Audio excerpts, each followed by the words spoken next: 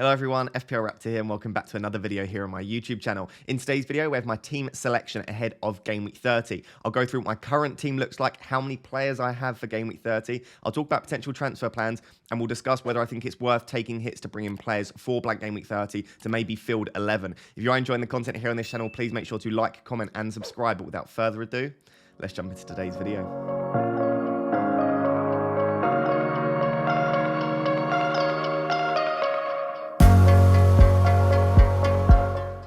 So guys, before we jump into today's video, I just want to give a massive shout out to Ultimate Champions who continue to sponsor the videos here on this channel.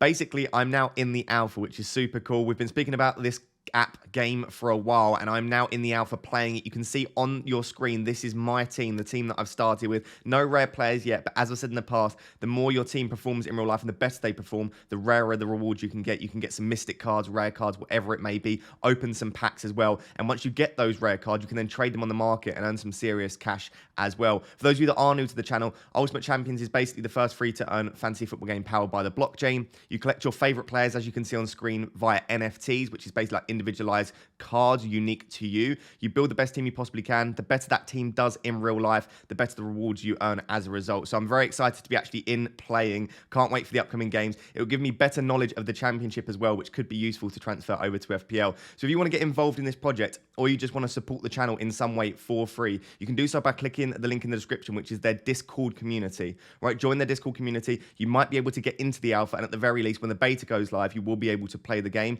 And like I said, it also helps to support the channel if you join their Discord community. So I'll leave that link down below. I'll also leave a link down below to their Twitter account as well, so you can follow that, stay up to date with all of the updates and when the game does go live. But thank you very much to Ultimate Champions for continuing to sponsor the videos here on this channel.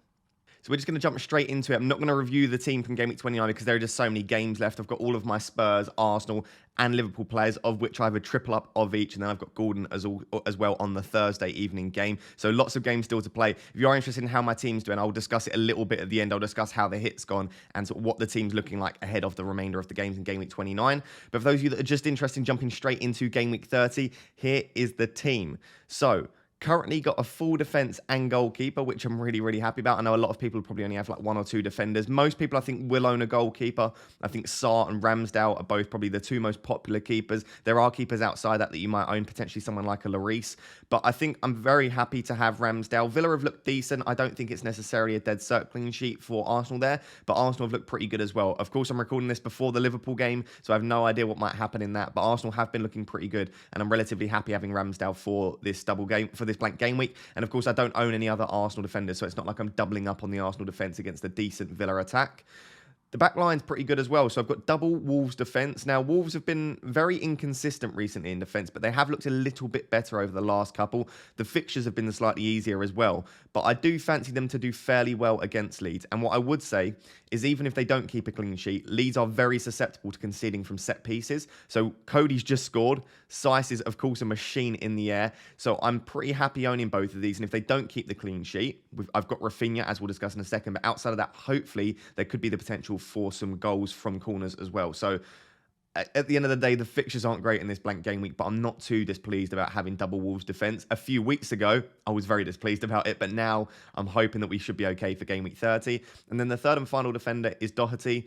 Didn't perform particularly well in the first game against Manchester United in Game Week 29. We'll have to see how they get on against Brighton tonight. Of course, I'm recording this on Wednesday morning. So we'll see how they get on there. Hopefully he plays. Hopefully there's no rotation with Emerson Royale or anyone else, maybe like a Tanganga at right back. Hopefully Doherty continues to start. I think he will continue to start while Spurs are still fighting for top four. And the West Ham at home fixture, again, not the most ideal fixture, similarly to Ramsdale, but I'm perfectly happy owning him. He's got great goal threat, or he's at least getting into the positions to deliver those attacking returns. So I'm fairly happy with the defence. Outside of that, I've of course got Van Dijk and Trent on the bench. I'm not planning on selling either. I know a lot of people have discussed maybe something like Van Dijk to Amati.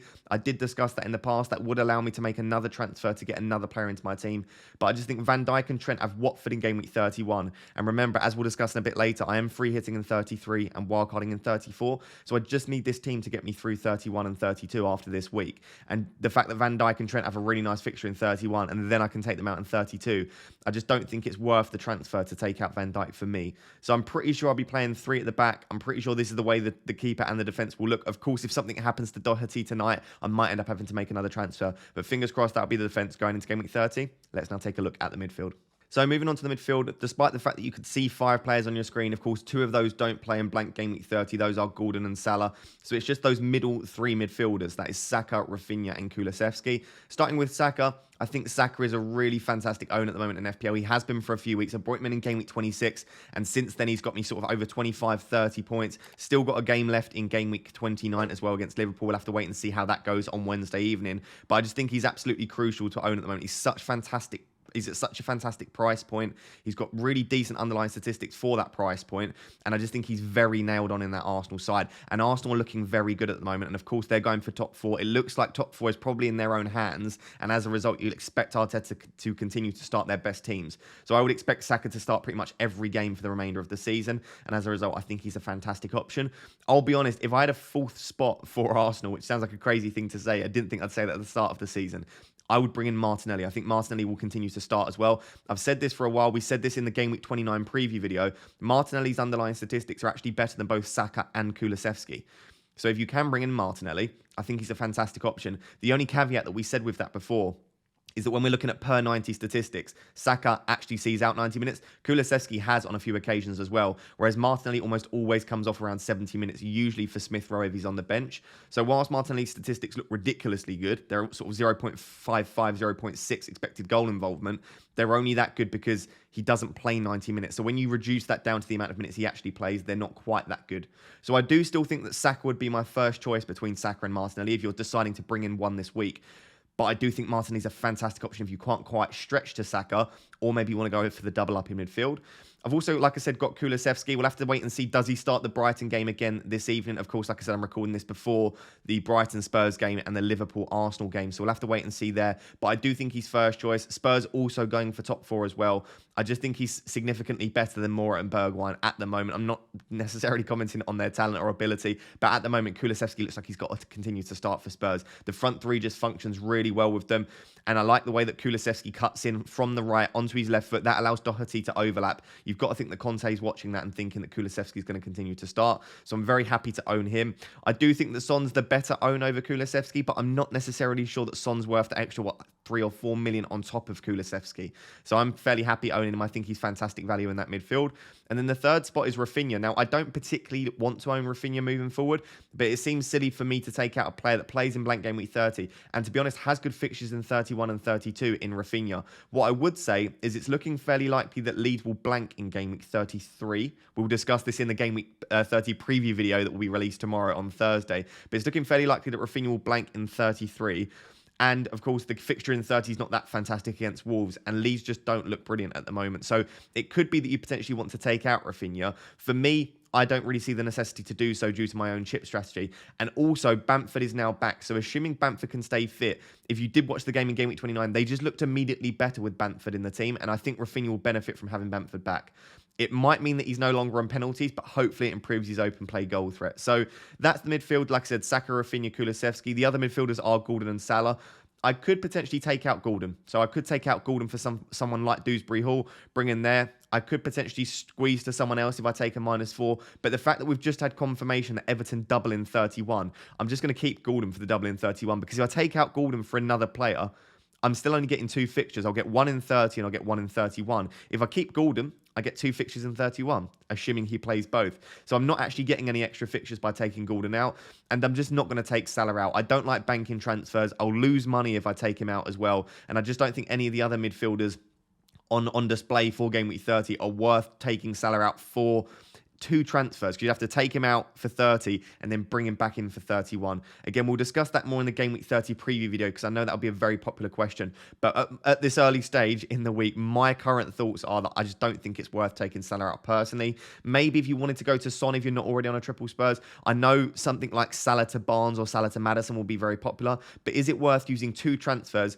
losing up to about 0.4, 0.5 million on Salah to bring in a Leicester midfielder? I don't personally think so. They would have to sort of get around 10, 12 points to warrant that transfer. And even so, if you're using 2 transfers on that and you class a transfer as being worth 4 points, it's still, you're probably only like 3 or 4 points up, even if they haul. So for me, I'm just going to sit with the 3 midfielders I've got. I'm happy not fielding a full 11 for this week. That's midfield. Let's move on to the 2 attackers. I think this will be a very, very popular front line for those that are free hitting and those that also just have transfers as well. I think these are arguably the two best strikers to have for Game Week 30. Of course, Kane is probably the player to own for Game Week 30. I will be captaining Kane. I don't necessarily think that West Ham are the defence to target, but when I look at the teams that we've got on offer for Game Week 30, I would say probably the two defences that I would want to target are Leeds and maybe Brentford. But even Brentford's defensive numbers aren't that terrible, so probably it would be Leeds. Then you got to think, do you trust captaining Jimenez or Hwang or opponents or anyone like that? Probably not. Wolves, despite Leeds' defence not being fantastic, Wolves' attack isn't anything to write home about either. So for me, if I'm looking at trying to get the best of everything, I would argue that Kane's probably the best captaincy shout. If I didn't own Kane and I didn't own Son, for those of you that don't own either, maybe you've only got Kulusevski, I would probably captain Saka. I just think he looks absolutely brilliant. And Aston Villa are a defence where their defensive numbers just aren't great. They've sort of been sitting around 14th, 15th for the majority of the season, Villa. So I would probably fancy captain Salah. You might want to go for Lacazette for the penalties, but of course his goal threat outside of that hasn't been that high. But I do think that Kane and Son are probably the two standout captaincy options. And for me, my advice would be captain whichever one of those that you own. If you own both, I would lean towards Kane because his underlying statistics are better at the moment. He's on penalties. And I just think he looks fantastic and he's really passing the eye test at the moment. So that's Kane in there. Very happy to own Kane. And then Lacazette's the other one. As I said, Lacazette is still on penalties as far as we know.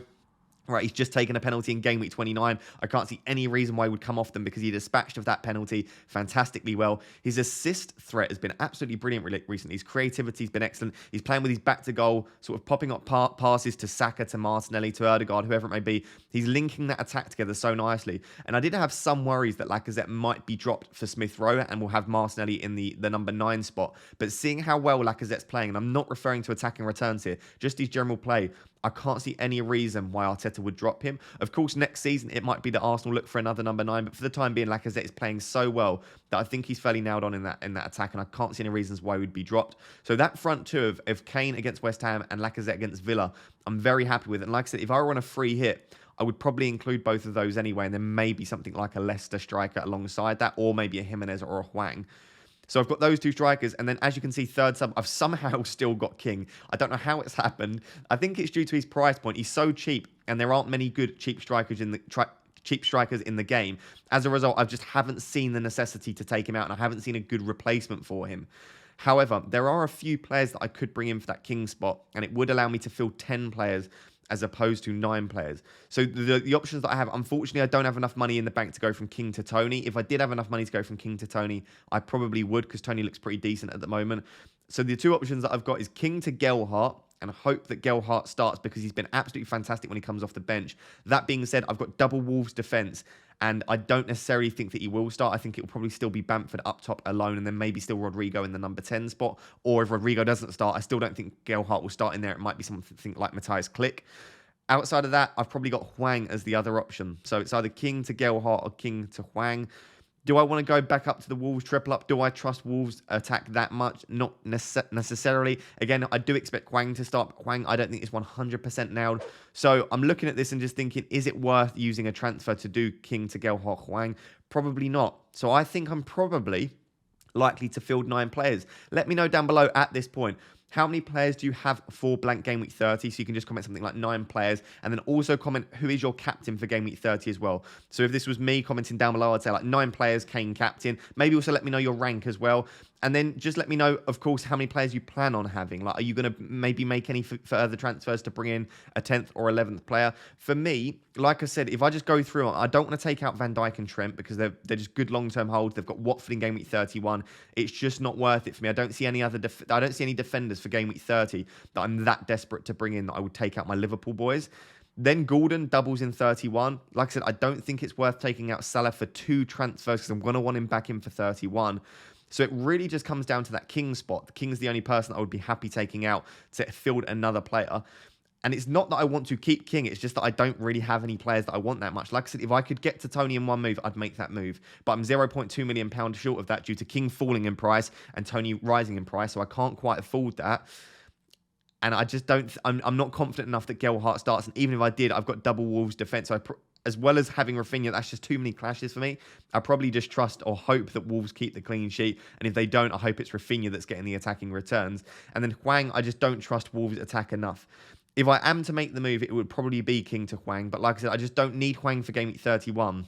And as a result, I think I would rather roll my transfer than have 2 free transfers for Game Week 31 to either roll a transfer again for Game Week 32 or attack the double in 31, which, again, if you're not in with the news, if you've not kept up to date with the latest announcements, Everton and Burnley both double in Game Week 31 now. Of course, I've already got Gordon here, but it might be that I want to bring in a Weghorst and a me, or it might want to be that I want to bring in potentially a Calvert-Lewin. I know that might seem crazy at the moment with the way Everton are playing.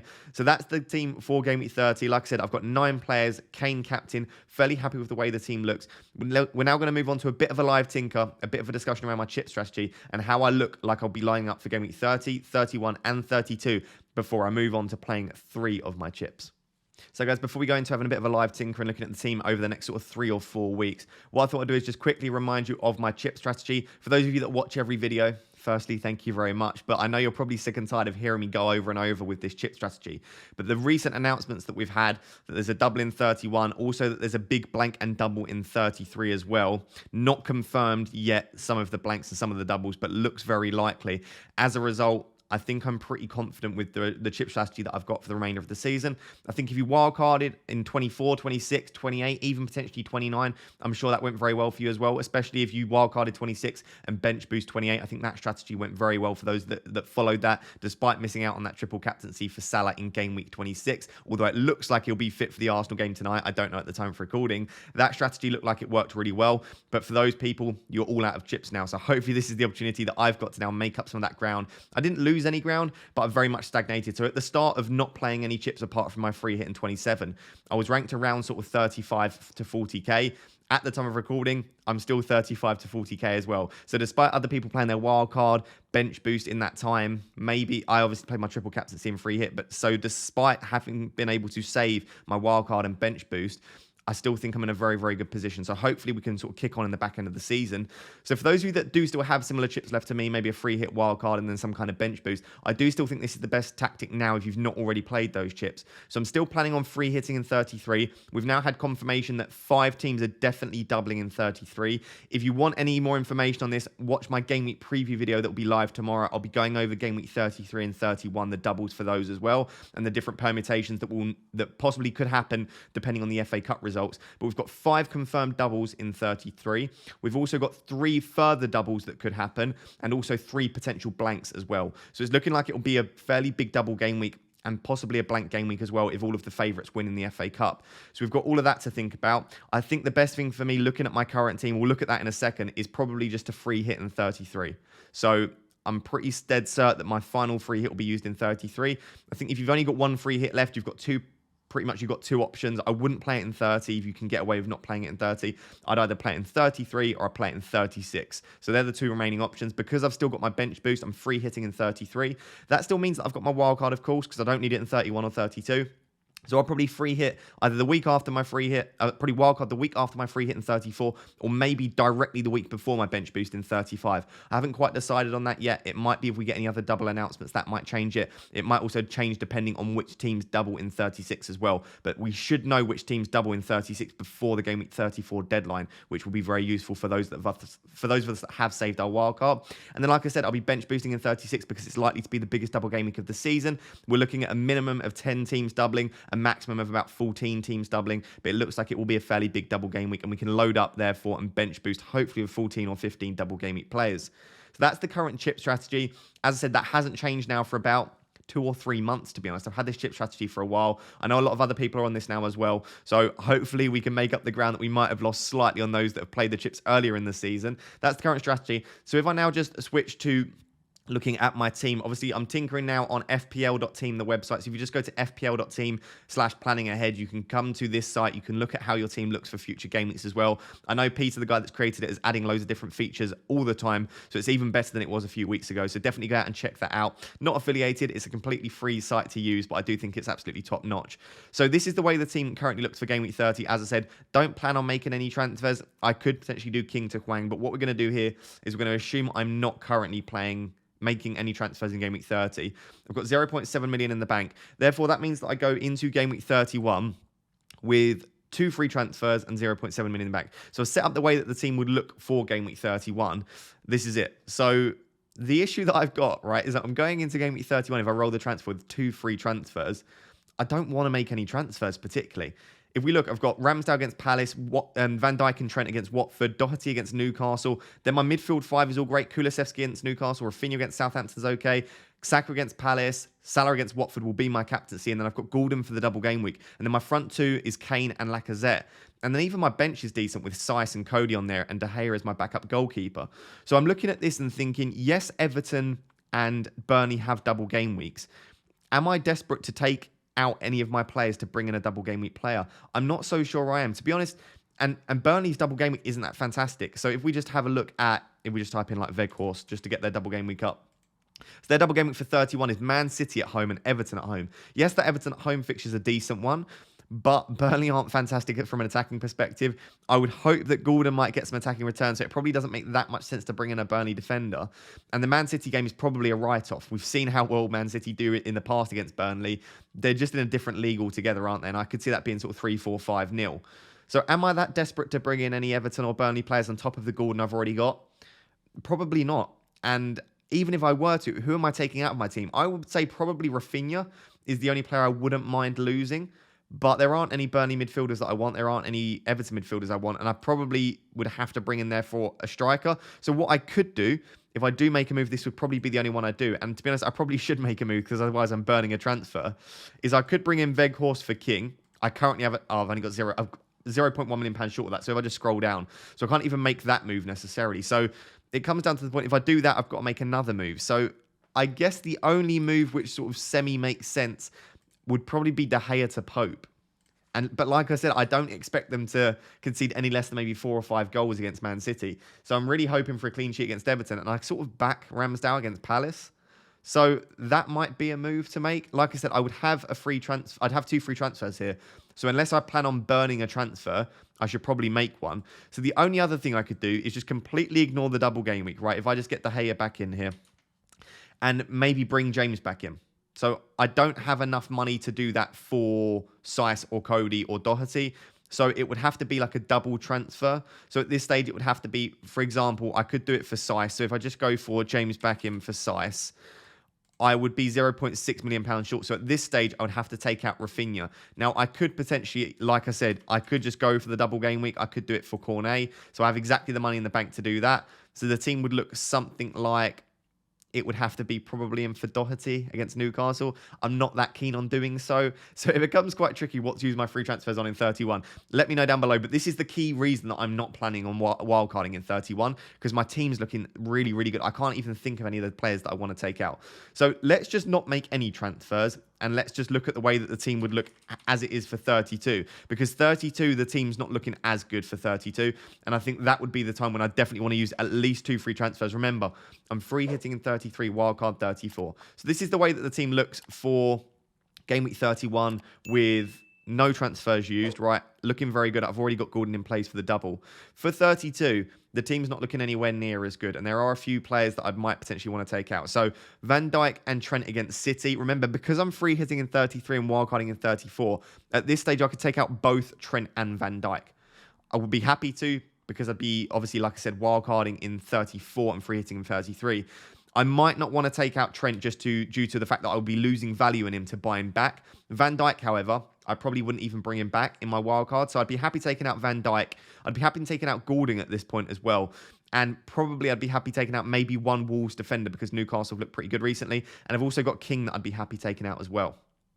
With all of that in mind, like I said, at this point, I could, again, go for the Chelsea defenders because I wouldn't mind taking out Van Dijk at this stage. So I could bring in James just for this 1 week against Southampton. Could bring him in for Cody. Outside of that, it would probably just end up being maybe Doherty I could take out for another defender, or it could be King. I could take out someone for King to bring in another pretty good attacker. So at this stage, it might be that I want to go for Patrick Bamford. Obviously, I would need 0.9 million. I'll just scroll down for you guys. I'd need to find 0.9 million to do so. But it would be pretty fun for this week because I'd be able to take 1 week sort of punts based on the team that I've got. So I could take out the likes of, like I said, Van Dijk, etc., and just take those 1 week punts because I know that I'm free hitting in 33 and wildcarding in 34. So that's the way the team would currently look, assuming that I do something similar to that, right? there's lots of different options that I could do here. It would depend a lot on sort of rotation, injuries, what teams have stuff to play for. If there are any doubles that go into 32, which is looking unlikely, but is obviously quite possible. If we just go to game week 33, you can see straight away why I am currently planning to play my free hit. I should say that the Liverpool and Arsenal doubles are not confirmed. In fact, if Liverpool progress in the FA Cup, they won't get the double in 33, and Arsenal are likely to get the double in 33, but if Southampton beat Manchester City, Arsenal won't get the double in 33 either. So at the time, and Chelsea, of course, is not a confirmed double game week either. So whilst all these fixtures are in here, because for some reason official FPL have put them into their ticker, I would say that there's a good chance that Liverpool don't double, and I would say there's a good chance that Chelsea don't double in 33. So as a result, I've pretty much only got Saka, Lacazette, and Ramsdale that double. And obviously, I've got De Gea in there as well. But you've got, for example, Newcastle have really good doubles. So I'll just bring in someone just to show you the doubles that they've got in game week 33. You've got, for example, Newcastle have a double of Leicester at home and Crystal Palace at home. You've then got other teams that double. Off the top of my head, I'm trying to remember here the teams that double. You've got Leicester, is the other team. So for someone like a Barnes would be an absolutely fantastic option to bring in here. Maybe Maddison, maybe Ian or Daka, depending who's fit and who's starting. Leicester have a really nice double of Newcastle and Everton. So there are some confirmed doubles here. And I just think that this is a really good opportunity to play my free hit. You've got teams that blank, for example, as well. Aston Villa, Wolves and Leeds are the teams that are likely to blank in blank game week 33. Again, we'll discuss this in more sort of structured detail in the game week 30 preview video that I'll be releasing on Thursday. But I just think this is a good opportunity. Take out the players that blank, which is likely to be Wolves, Villa and Leeds. Bring in players that double that I wouldn't necessarily own, which is the likes of Barnes, maybe some more Manchester United players. I might bring in Bruno or Sancho at this point. Maddison as well. I can take out those players that don't. For example, I might want to take out Kulusevski and Doherty, who play against Brighton. I probably would end up keeping Kane regardless. Or I might just go for Ronaldo. Ronaldo looks absolutely fantastic at the moment, and he's starting most games. So I think 33 is a good opportunity to free hit. And then I'm not going to go forward to 34, but 34 would probably be my wild card at this stage, because my team would look a little bit messy going into sort of the back end of the season.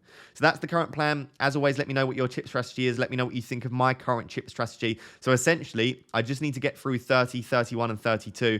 And I think I'm therefore happy just probably rolling the free transfer in 30. I don't think there's much advantage to be gained by taking out any of my players. I think 9 players is enough, especially when I'm covering the key players such as a Spurs defender, I've got a Wolves defender, I've got an Arsenal defender as well, I've got Kane captaincy, I've got Saka and Lacazette in there as well. I think probably the only thing I'm missing as such is maybe an Aston Villa player, but considering I've got Ramsdale in goal, I probably don't want to bring in sort of Coutinho or Ramsey. I'm hoping that Ramsdale keeps a clean sheet. And I just don't fancy their defenders that much. And again, I've got Saka and Lacazette anyway, so I'm hoping Saka and Lacazette score goals, so it doesn't really make much sense to bring in an Aston Villa defender. And of course, Aston Villa's fixtures long-term aren't fantastic either. So I think I'm pretty much set up for 30. Of course, this is all depending that I don't get any injuries for the remainder of the games. I had to record this on Wednesday because we've got the preview on Thursday and the live stream on Friday. So assuming there are no injuries, this is the way the team looks. If there are injuries, I'll keep you updated on Twitter, so follow me over on Twitter at FPL__Raptor. If there are any injuries, maybe I'll end up making a transfer. But for now, this is the way the team looks. I'm pretty happy with it.